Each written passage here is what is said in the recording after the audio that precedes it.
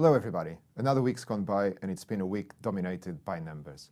Record highs for the S&P, 2-year lows for the euro, a lot to talk about on earnings as well. So a lot of numbers to look at and the impact they've had on the other assets around them. So starting with the S&P, so it looks like we have risk on carrying from last week.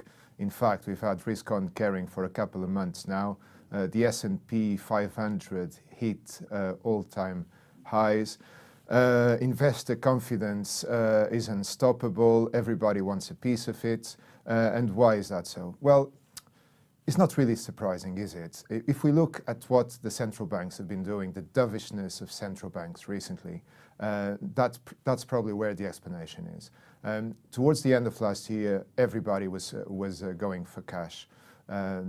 Central banks were hiking interest rates. There was talks of the ECB starting to tighten up their monetary policy early in 2019, also in Japan, around the world really. And so everybody was banking on that and was counting to make some money out of cash. However, it didn't really materialize, that forecast. And what happened instead is that all the banks went dovish. And the Fed as well went dovish.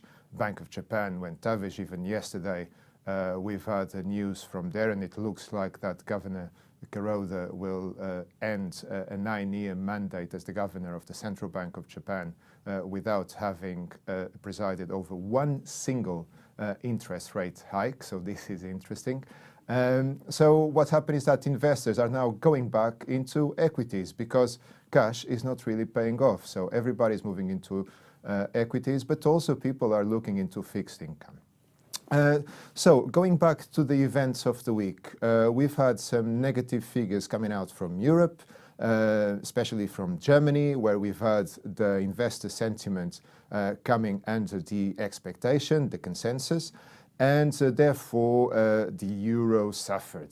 The euro suffered quite a lot. It hit 2 years lows to the dollar.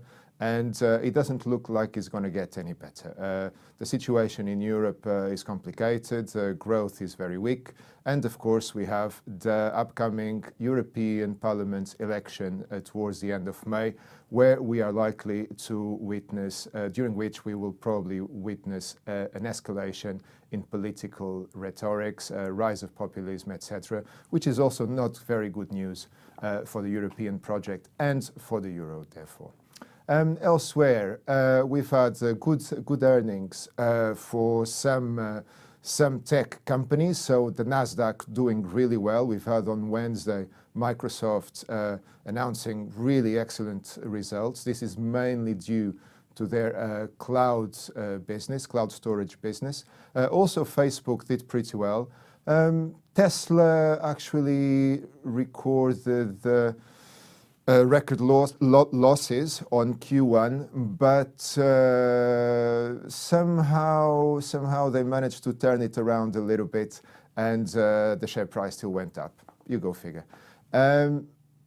Elsewhere, we had figures coming from Australia, not looking very good earlier in the week, pointing to inflation well below target. So once again, the general theme is dovishness. And the Central Bank of Australia, the Royal Bank of Australia, is very likely to lower interest rates sometime soon. So there you go, general theme for the week. We have dovishness on central banks, but definitely risk on. Everybody is going for equities at the moment. Everybody is parking their money on risk assets. And this is the defining feature of this week. Elsewhere, and to end this week's review, I will say that oil has had a bit of a roller coaster. When the US announced that they are having zero tolerance towards the Iran embargo, price spiked up.